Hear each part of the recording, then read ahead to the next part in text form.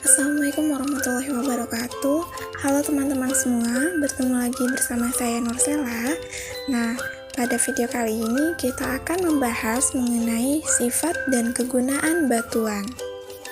Nah, apakah teman-teman semua sudah tahu apa itu batuan? Ya, benar. Batuan adalah benda alam yang menjadi penyusun utama bumi, yang mana pada umumnya batuan itu merupakan campuran mineral yang tergabung secara fisik satu sama lain. Teman-teman tahu tidak, kalau batuan itu ada jenis-jenisnya loh. Nah, langsung saja yang pertama ada batuan beku. Batuan beku merupakan batuan yang berasal dari cairan magma yang membeku akibat mengalami pendinginan. Batuan beku ini dibedakan lagi menjadi dua jenis. Yang pertama ada batuan beku dalam atau plutonik, dan yang kedua ada batuan beku korok atau hyperbisal. Batuan beku dalam merupakan batuan yang terbentuk berada jauh di dalam bumi, yaitu sekitar 15-50 km, di mana proses pendinginannya sangat lambat karena dekat dengan atmosfer, sehingga batuan seluruhnya terdiri atas kristal-kristal. Nah, contoh batuan beku dalam seperti granit, granodiorit, dan gabbro. Sedangkan yang kedua yaitu batuan beku korok atau hyperbisal, merupakan batuan yang terbentuk pada celah-celah atau pipa gunung api yang merupakan proses pendinginannya relatif cepat, sehingga batuannya terdiri atas kristal-kristal yang tak sempurna dan bercampur dengan massa dasar sehingga membentuk struktur porfiritik. Yang mana contoh dari batuan ini adalah granit porfiri dan diorit porfiri serta sejenisnya. Nah, untuk bentuk contoh gambar-gambar dari jenis batuan beku dalam dapat teman-teman lihat sendiri pada gambar berikut, di mana ada terdapat batu granit, batu granodiorit, dan batu gabbro. Kemudian, untuk selanjutnya terdapat gambar batuan beku korok. Dapat teman-teman lihat sendiri pada gambar ada batu granit dan batu diorit porfir. Nah, teman-teman tahu tidak kalau batuan itu juga memiliki kegunaan loh di dalamnya, di mana pada batuan beku terdapat kegunaannya, yaitu dapat kita gunakan sebagai bahan bangunan, sebagai desain interior ruangan, sebagai untuk mempercantik furnitur rumah, sebagai campuran paving block, sebagai pembuatan batu nisan, sebagai perhiasan, sebagai campuran beton, dan lain sebagainya. Selanjutnya yang berikutnya adalah batuan sedimen.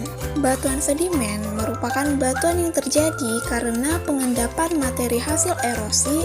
Sekitar 80% permukaan benua tertutup batuan sedimen, walaupun volumenya hanya sekitar 5% dari volume kerak bumi. Nah, batuan sedimen ini terdiri dari beberapa jenis. Yang pertama ada sedimen akuatis, yaitu merupakan sedimen yang diendapkan oleh tenaga air, contohnya seperti gosong pasir, floodplain, delta, dan lain-lain.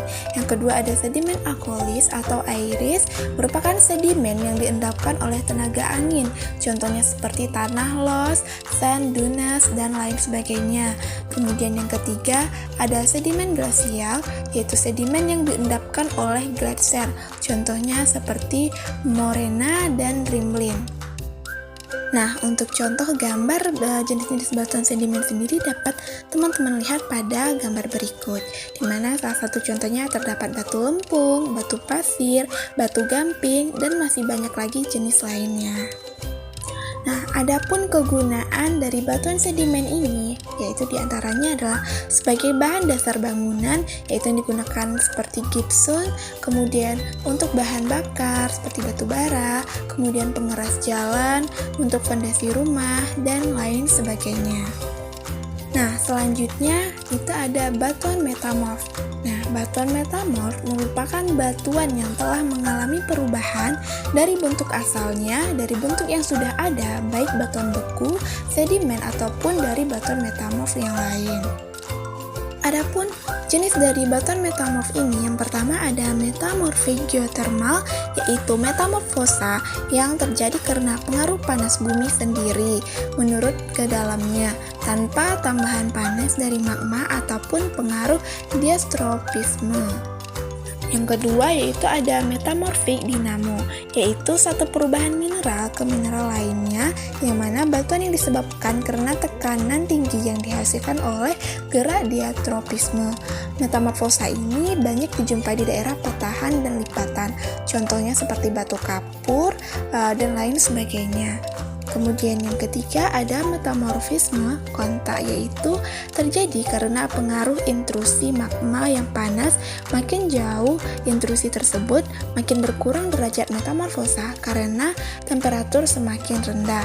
Contoh dari metamorfosa ini yaitu seperti suatu silikat besi magnesium aluminium yang kompleks.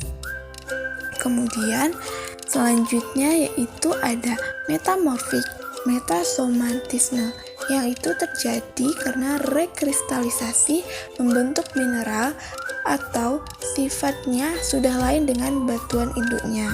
Kemudian yang terakhir ada hidrotermal dan komatolisis, merupakan perubahan yang terjadi karena pengaruh air panas baik yang berasal dari magma ataupun dari air tanah yang mengalami pemanasan. Nah, untuk contoh dari jenis-jenis batu metamorf sendiri dapat teman-teman lihat pada gambar berikut, di mana terdapat batu metamorf slate, metamorf fillet, metamorf gneiss, metamorf sekis, metamorf marmer, metamorf quartzit, metamorf violet, dan lain sebagainya. Adapun kegunaan dari batu metamorf sendiri yaitu dapat kita gunakan sebagai alat menulis, yaitu seperti batu saba, digunakan untuk lantai, digunakan sebagai dekorasi bangunan, digunakan dalam pembuatan batu nisan, dan masih banyak lagi kegunaan-kegunaan lainnya. Nah, itulah penjelasan mengenai sifat dan kegunaan dari batuan pada video pembelajaran kali ini. Terima kasih telah menyaksikan. Sampai jumpa lagi. Wassalamualaikum warahmatullahi wabarakatuh.